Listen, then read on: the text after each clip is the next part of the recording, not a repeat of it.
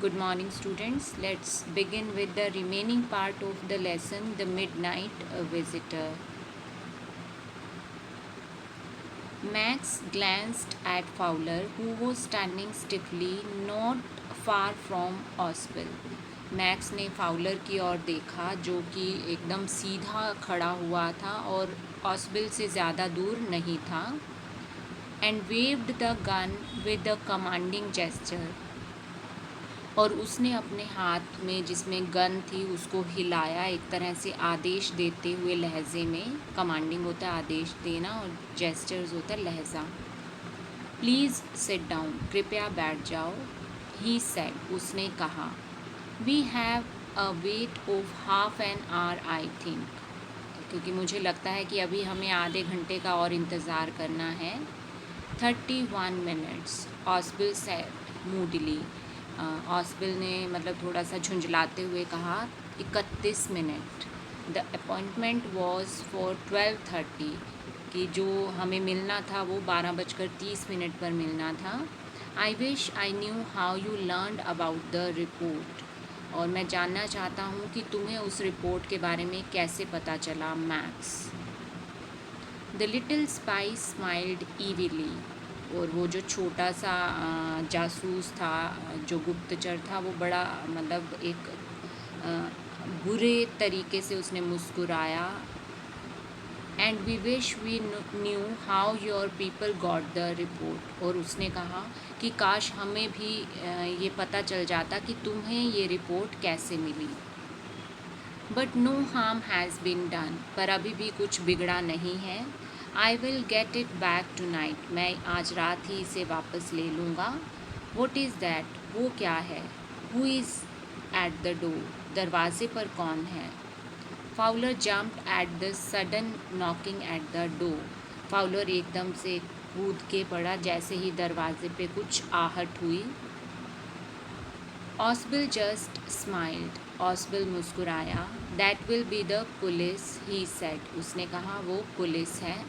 I thought that such an important paper as the one we are waiting for should have a little extra protection. उसने कहा कि मैंने सोचा कि जो महत्वपूर्ण पेपर मेरे पास आने वाले हैं उन्हें मैं मतलब या जिसका हम इंतज़ार कर रहे हैं उन्हें थोड़ी सावधानी से लाना होगा. I told them to check on me to make sure everything was all right, और इसीलिए मैंने मतलब उनको पहले ही बोल दिया था कि आपको ये ध्यान रखना है कि सब कुछ ठीक ठाक हो. Max bit his lip nervously, max अपने होठ चबाने लगा घबराकर. द नोकिंग वॉज रिपीटेड, दरवाजे पर फिर से खटखट की आवाज़ हुई. What will you do now Max, Oswell asked. Oswell ने पूछा, अब तुम क्या करोगे Max. If I do not answer the door they will enter anyway, क्योंकि अगर मैं जवाब नहीं दूंगा तो वो किसी ना किसी तरीके से अंदर आ जाएंगे. द डोर इज़ अनलॉक्ड, दरवाज़ा भी खुला है. And they will not hesitate to shoot, और वो अंदर आकर गोली मारने से भी नहीं चूकेंगे या घबराएंगे. Max face was black with anger as he backed swiftly towards the window. Max का चेहरा गुस्से से एकदम काला पड़ गया और वो एकदम से पीछे की तरफ दौड़ा खिड़की की ओर. ही swung a leg over the sill, और उसने अपनी एक टांग जो है उस खिड़की की जो दहलीज थी उसके ऊपर लटका ली. सेंड देम अवे, उन्हें वापस भेज दो. ही वॉन्ड, उसने चेतावनी दी. I will wait on the balcony, मैं बालकनी में इंतज़ार करूँगा. सेंड देम अवे और I will shoot and take my chances, कि तुम उन्हें या तो भेज दो, नहीं तो मैं गोली मार दूंगा और अपने पेपर्स ले लूँगा या अपने मौके का फ़ायदा उठा लूँगा. The knocking at the door became louder and a voice was raised, दरवाज़े पर जो खटखट करने की आवाज़ थी वो और ज़्यादा तेज़ हो गई और एक आवाज़ आई. मिस्टर ऑस्बिल, मिस्टर ऑस्बिल, मतलब बाहर से बुलाने की आवाज़ आई ऑस्बिल को. ये देखो इस पिक में भी आप देख सकते हो कि कैसे विंडो में वो बैठा है, एक टांग उधर लटका कर। तो इसी तरह से इस लाइन में बताया गया था। Keeping his body twisted so that his gun still covered the fat man and his guest, the man at the window grasped the frame with his free hand to support himself.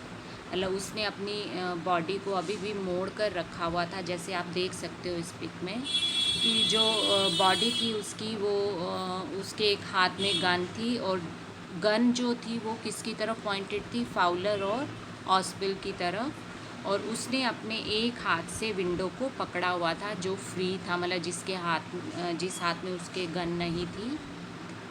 Then he swung his other leg up and over the window sill, और फिर उसने अपनी दूसरी टांग उठाई और वो खिड़की से बाहर मतलब चला गया। द डोर नोब टर्न, तभी दरवाजे का जो हैंडल था, डोर नोब था, वो एकदम से मुड़ा, नीचे की तरफ झुका। Swiftly Max pushed with his left hand to free himself from the sill and dropped to the balcony.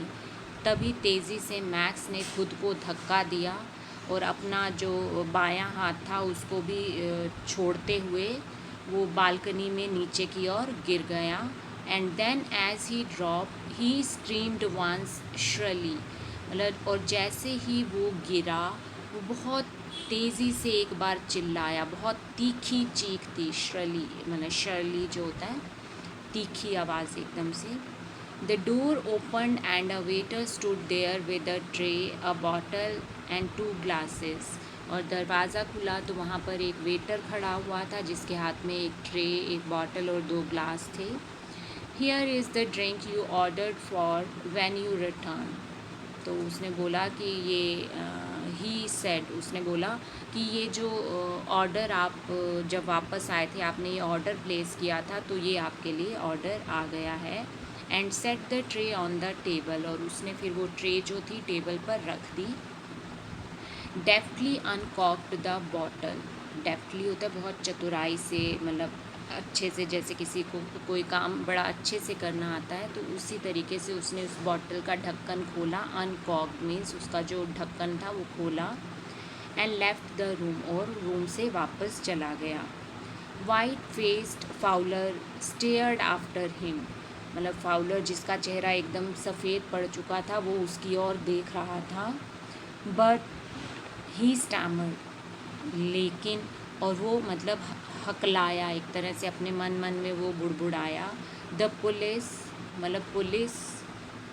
There were no police, Oswell said, Oswell ने आह भरते हुए कहा कि वहाँ कोई पुलिस नहीं थी। ओनली हैनरी, सिर्फ हैनरी था। whom आई वॉज एक्सपेक्टिंग, जिसकी आने का मैं इंतज़ार कर रहा था या उम्मीद कर रहा था। But want that man out on the balcony, Fowler began, Fowler ने फिर से बोला कि पर वो आदमी जो बालकनी में है।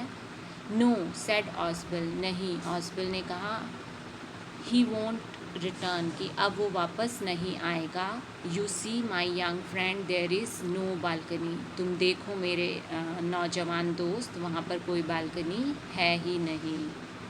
तो क्या समझ में आया स्टूडेंट्स आपको एंड देखकर? इसका एंड हमें ये बता रहा है कि उसके रूम में बालकनी थी ही नहीं, उसने सिर्फ एक मनगढ़ंत कहानी बनाई थी अपने आप को बचाने के लिए, फाउलर को बचाने के लिए। तो मतलब इस स्टोरी में हमें एक तरह से ये मैसेज मिलता है कि जब भी हमें कोई प्रॉब्लम फेस करनी पड़ती है तो हमें अपने ब्रेन को कूल रखना चाहिए, मतलब उसे स्ट्रेस में नहीं लाना चाहिए, कूल माइंड से उस प्रॉब्लम का सॉल्यूशन ढूंढना चाहिए। और दूसरी बात कि फाउलर को अब ये भी समझ आ गया कि ऑस्वेल वाकई में एक अच्छा जासूस था, एक अच्छा गुप्तचर था, तभी तो वो उसे उस मुसीबत से निकाल पाया, और उसका जो वो दिन था वो एक एडवेंचरस डे की फॉर्म में मतलब वो निकल कर आया था, और अब वो इस डे पर एक स्टोरी भी लिख सकता था। सो स्टूडेंट्स, कुछ वर्ड्स मीनिंग है इस लेसन में जो आपको अपनी नोटबुक में करने हैं। सबसे पहला है सीक्रेट एजेंट, जिसका मतलब है गुप्तचर। उसके बाद है आउटविट। आउटविट मीन्स किसी को मात देना, किसी को हराना। उसके बाद है मस्टी। मस्टी मीन्स बदबू से भरा हुआ, ग्लूमी, अंधेरा। स्कैर्सली बहुत ही कम। एडवेंचर साहसिक कार्य। एक्सेंट बोलने का लहजा। पॉसिबली काम चलाऊ। डिसअपॉइंटेड निराश। विजली घर घर की आवाज़ आना, मतलब भारी आवाज़ होना। स्पाई जासूस। एस्पियोनेज। एस्पियोनेज होता है गुप्तचरी का काम करना, जासूसी का काम करना। मिस्टीरियस रहस्यमयी। स्लोपी मीन्स मैला, ढीला ढाला। प्रोजेक साधारण, नीरस। चक्ल होता है मुंह पर हाथ रखकर हंसना, मतलब मुंह दबाकर हंसना।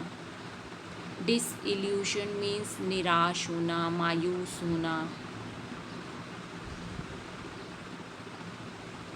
ऑथेंटिक रियल, मतलब सच्चा, जो सही हो उस टाइम पे। थ्रिल रोमांच। ब्लिंक पलक झपकाना। स्लैंडर पतला सा। क्राफ्टी चतुर। मिनांसिंग खतरनाक। मर्मर्ड होता है मतलब बुदबुदाना, बुड़बुड़ाना, मन मन में कुछ बोलना। सेफर सुरक्षित। हैविली भारी मन से, दुखी मन से।